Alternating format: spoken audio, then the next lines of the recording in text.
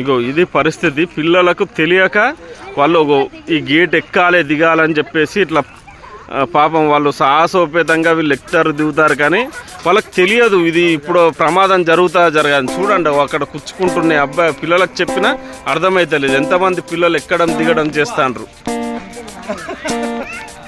చూడండి. ఇంతమంది పిల్లలు బయటికి రావాలంటే ఇదే మార్గం. ఇప్పుడు గేట్ ఎక్కాలి దిగాలి. చూసుకో చిన్న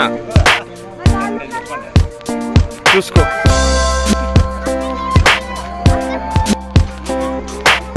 చిన్నోళ్ళు పెద్దోళ్ళు అందరు ఇదే పరిస్థితి. ఏ చిన్న పొరపాటు జరిగినా కానీ ప్రాణం మీదకి వచ్చే పరిస్థితి ఉంది. కానీ ఇక్కడ మున్సిపల్ వాళ్ళు మాత్రం తాళం తీస్తలేరు. అన్న చూసుకో.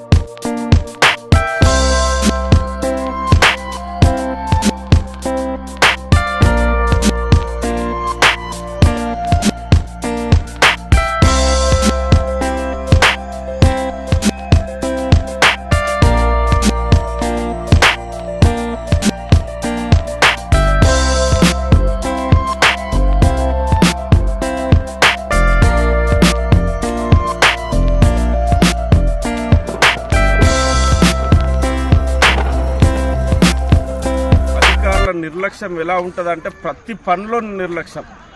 చేయక బతుకమ్మకుంట ఏదో డెవలప్ చేస్తారంటే బతుకమ్మకుంట ఇప్పుడు దీనికి ఏదో బతుకమ్మకుంటకు బలియాలన్నట్టే ఏదో పెట్టుకున్నట్టున్నారు అధికారులు. వందల మంది చిన్నారులు పెద్దవాళ్ళు అందరూ బతుకమ్మకుంటలో ఉన్న పార్కులోకి వెళ్ళాలని చూస్తుంటే ఇక్కడ గడ్డి మొలవాలని తాళం వేసారట. ఈ హాలిడే టైంలో ఇట్లా తాళం వేస్తే మళ్ళీ ఇక్కడ ఎలాంటి సెక్యూరిటీ లేకుండా తాళం వేసారు. తాళం వేయడం ద్వారా వచ్చిన వందల మంది పిల్లలు ఈ ఫెన్సింగ్ ఎక్కి గేట్ ఎక్కి సెక్యూరిటీ లేకుండా పిల్లలు ఎంతమంది దీన్ని దాటుకుంటూ పడుతున్నారంటే చాలా మందికి రక్తం కారుతుంది కింద పడి. ఇప్పుడు లోపడున్న పిల్లలు బయటికి రావాలన్నా కానీ ఇప్పుడు సర్కస్ చేయాల్సిందే ప్రతి పిల్లవాడు. అధికారులకు ఫోన్ చేస్తే మా దగ్గర తాళాలు లేవని చెప్పుడు.